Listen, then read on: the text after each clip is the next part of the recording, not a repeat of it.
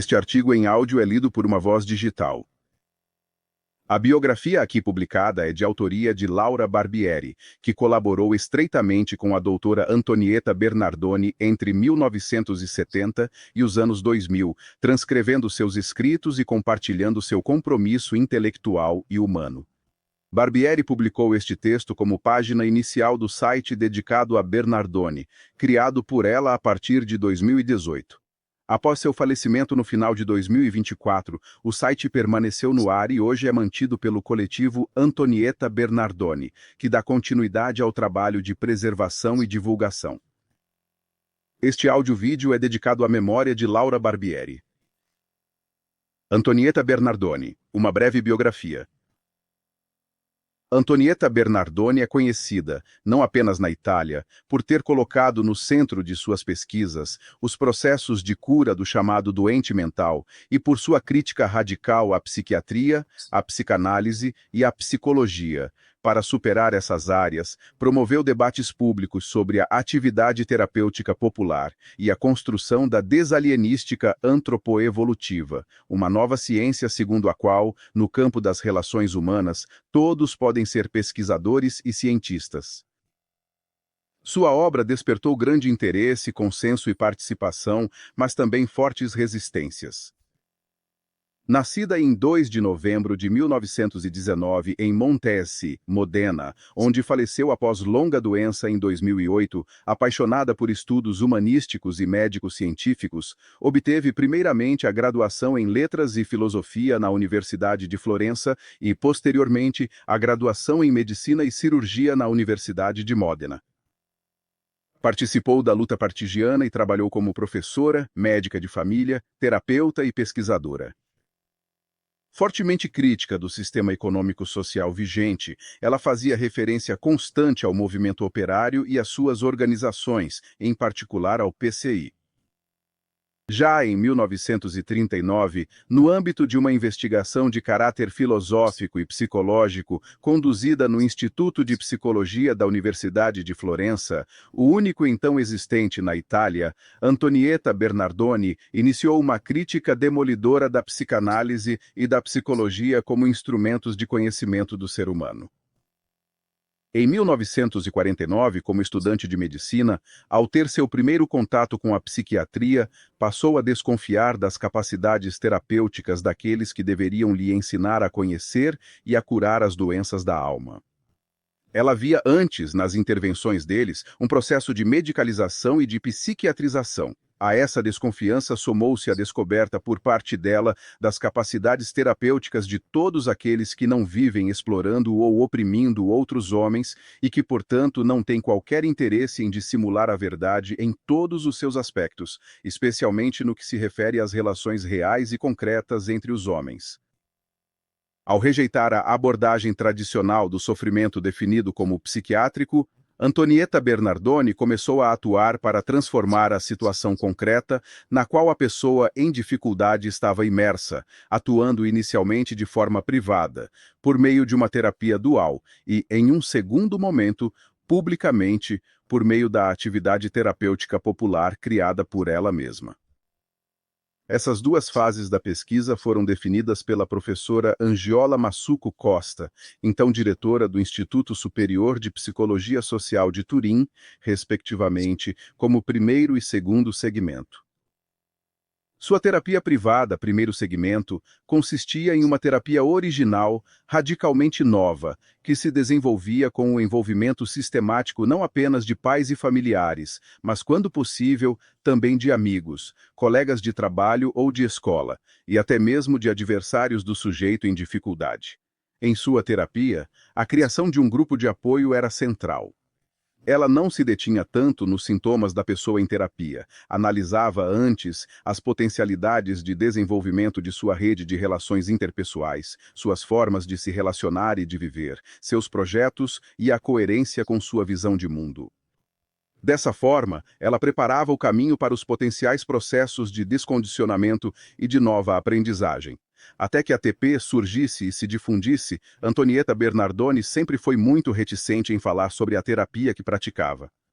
O receio dela era que, a partir dessa terapia, pudesse surgir uma espécie de nova escola, isenta das falsificações e do irracionalismo da psiquiatria, da psicologia e da psicanálise, mas ainda assim uma escola na qual se reservasse à corporação médica o direito de se ocupar de problemas que, na ausência de lesões primárias ou secundárias do sistema nervoso central, não são problemas de competência médica, plenamente consciente de que o que era necessário não era nem uma nova escola de psiquiatria, nem uma nova escola de medicina, mas uma melhor organização no cotidiano e nas relações interpessoais da solidariedade popular.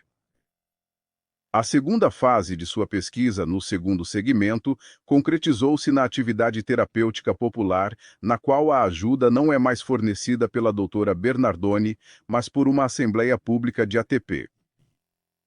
Em um primeiro período, a doutora participou e conduziu o debate na assembleia. Posteriormente, absteve-se deliberadamente de participar para permitir melhor que a Assembleia exercesse, de forma coletiva, recíproca e igualitária, um estímulo ao crescimento da personalidade de cada pessoa, sem qualquer tipo de delegação, nem mesmo a ela.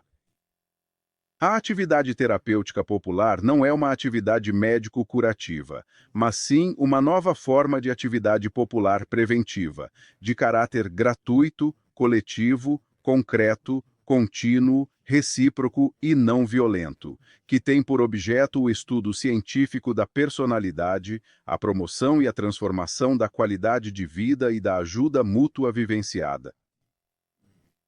Já antes da atividade terapêutica popular, Antonietta Bernardoni havia criado publicamente o grupo Contra os Medos, no âmbito do Movimento de Cooperação Educativa de Módena, cujas reuniões aconteciam na Câmara do Trabalho, oferecendo nessas ocasiões contribuições prático-teóricas de grande relevância na dessensibilização em relação aos medos, tanto que o grupo modenês inicial do Movimento de Cooperação Educativa logo se tornou o Grupo Nacional do MCE para a Gestão Social da Saúde Mental. Ainda antes da criação da ATP, Antonietta Bernardoni, juntamente com outras pessoas, havia organizado assembleias públicas sobre relações humanas no bairro San Faustino, em Modena. Os inúmeros contatos com o mundo científico, acadêmico e político, a participação em conferências e congressos e as contribuições para o planejamento socio-sanitário de algumas províncias e regiões determinaram estadias de duração variável em Florença, Milão, Turim, Parma e outras cidades italianas. Ela escreveu: A Saúde Mental, Carta a um Operário Metalúrgico, Tipografia Delcin, Conegliano, 1973, A Psiquiatria contra a Escola, Publicações MCE, Conegliano, 1975, Psiquiatria Sem Futuro, Linea Editrice, Pádua, 1975, A Atividade Terapêutica Popular, Cooperativa Tipografia, Modena, 1976, além de numerosos textos mimeografados, escritos e distribuídos por ocasião de congressos. Obrigado por ouvir. Você pode se aprofundar na leitura do artigo original em antonietabernardoni.it e também no archive.org. As legendas deste vídeo foram geradas automaticamente pelo YouTube, de forma automática. Este artigo em áudio foi produzido com síntese de voz. O conteúdo é distribuído gratuitamente para fins científicos, culturais e documentais.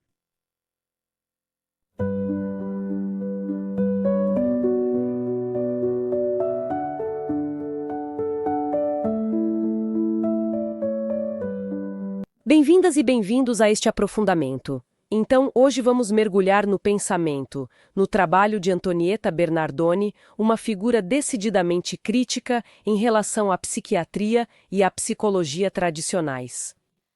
As fontes que temos são uma biografia. Alguns de seus escritos descrevem sua abordagem única.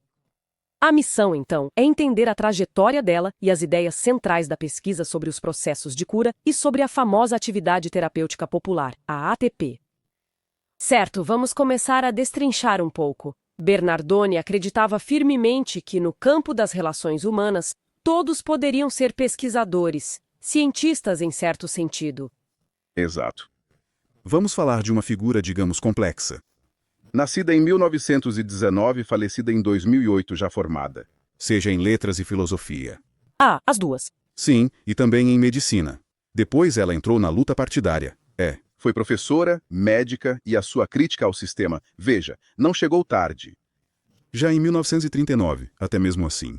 Sim, já em 39 ela definia a psicanálise. A psicologia como instrumentos inadequados, enfim, pouco apropriados para conhecer o ser humano. Então, ainda antes de se formar em medicina. Mas o que a havia impressionado tão cedo? Havia algum motivo específico? Parecia haver uma desconfiança profunda em relação aos instrumentos conceituais da época.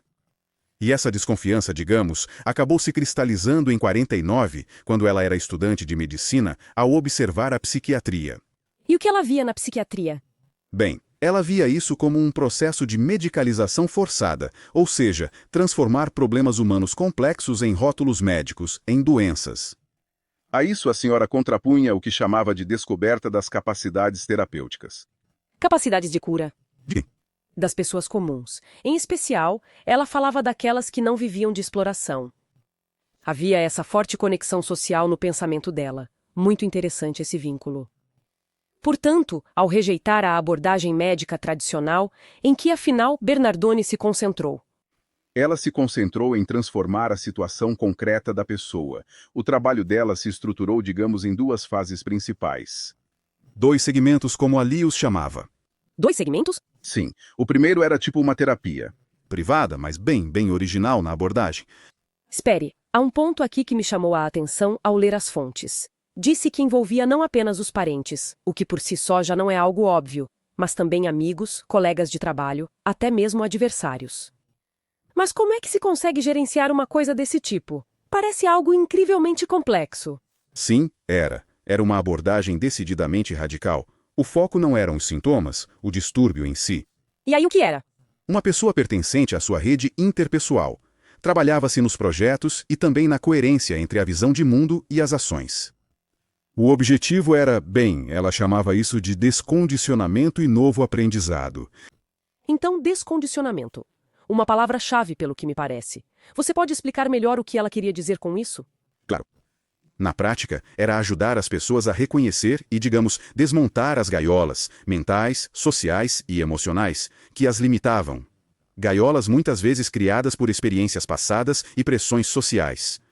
Entendo. Libertar-se de fato dos condicionamentos. Isso mesmo. E uma vez livres, poderiam criar novas formas de pensar, sentir e agir. Mais livres, mais autênticas. Em suma, uma reaprendizagem. Claríssimo. Mas então por que a senhora nunca quis, digamos, formalizar essa terapia, criar uma escola Bernardone, como tantos outros fizeram? Veja, ela tinha um receio bem específico. Temia que aquilo virasse mais um instrumento exclusivo da corporação médica. Para ela, os problemas de sofrimento psicológico, se não houvesse lesões nervosas, claro, não eram questões médicas. Não é de competência médica. Não. A solução, segundo ela, não era uma nova terapia de elite. Era necessária, e cito quase literalmente, uma melhor organização da solidariedade popular. Ah, solidariedade popular. E imagino que essa ideia tenha sido a faísca para o segundo segmento do seu trabalho, a ATP. Exato. A partir daí, nasce a atividade terapêutica popular. E aqui, atenção, a dinâmica se inverte completamente. A ajuda não vem mais da terapeuta individual, a senhora, mas de uma assembleia pública. Aberta. No início, Bernardone conduzia os debates, sim, mas depois tomou uma decisão bem interessante. Ela se absteve de conduzir. Ela recuou. E por que essa escolha de se afastar um pouco? Parece até meio contraintuitivo para quem idealizou esse método. É que o objetivo era justamente promover um estímulo coletivo, recíproco e em pé de igualdade. A ideia central era que o crescimento pessoal e a cura pudessem acontecer por meio do confronto de ideias e do apoio mútuo dentro do grupo, sem delegar o próprio percurso a um especialista. Era a comunidade que se tornava terapêutica, entende? Entendo. Então, a ATP não era uma terapia no sentido médico clássico. As fontes a descrevem justamente como uma atividade não médico-terapêutica. Popular, preventiva, gratuita. Sim, e também coletiva, bem concreta, contínua, recíproca e não violenta. É uma reviravolta notável. O cuidado se torna uma forma de solidariedade ativa organizada. Sim. E o objetivo era duplo. Por um lado, estudar cientificamente a personalidade em seu contexto real, cotidiano. Por outro, promover a ajuda mútua entre pessoas que frequentemente compartilhavam condições difíceis, talvez de exploração. Não foi do nada, né? Ah, já tinha experiências anteriores. Sim, já antes, em Modena, ela havia criado o Grupo Contra os Medos, no âmbito do movimento de cooperação educativa, e havia organizado assembleias públicas sobre as relações humanas no bairro. Era um caminho bem coerente. Imagino que uma abordagem assim, fora dos padrões, tenha provocado reações fortes, tanto positivas quanto negativas, suponho. Com certeza, despertou grande interesse, foi muito acompanhado, mas também encontrou forte resistência, tanto no meio acadêmico quanto no político. Não era nada fácil aceitar uma ideia assim. Ainda assim, ele dialogou com ambos, pelo que eu entendo. Sim, ele manteve muitas relações com o mundo científico e político, também ajudou em reflexões sobre o planejamento socioassistencial e de saúde. E ele nos deixou escritos importantes como A Saúde Mental, Carta a um Metalúrgico ou A Atividade Terapêutica Popular. Textos ainda hoje muito densos. Então, fazendo um balanço deste percurso fascinante, o que Bernardoni nos deixa? Para mim, sobretudo, um convite vigoroso a superar a visão individual e muitas vezes medicalizada do sofrimento, apostando tudo no fortalecimento da rede social, na consciência coletiva e na solidariedade popular como verdadeiro motor de mudança e de bem-estar. Exatamente. É uma perspectiva radical sobre o bem-estar mental e social. E se relacionarmos isso, digamos, ao panorama mais amplo, o trabalho dele ainda hoje nos lança um desafio. Como assim?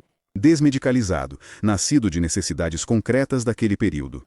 Hoje, em um tecido social muito diferente, talvez mais fragmentado, e com ferramentas tecnológicas tão abrangentes, quais poderiam ser as dificuldades, certamente, mas também as potencialidades de retomar princípios semelhantes, princípios de mutualidade, de apoio disseminado, talvez fora dos circuitos tradicionais de cuidado? Uma bela pergunta. Sim, é uma reflexão que, na minha opinião, vale pensar. Este podcast foi lido por uma voz digital. Conversa baseada no texto biográfico. Narração em áudio criada para favorecer a ampla divulgação pública da obra da autora.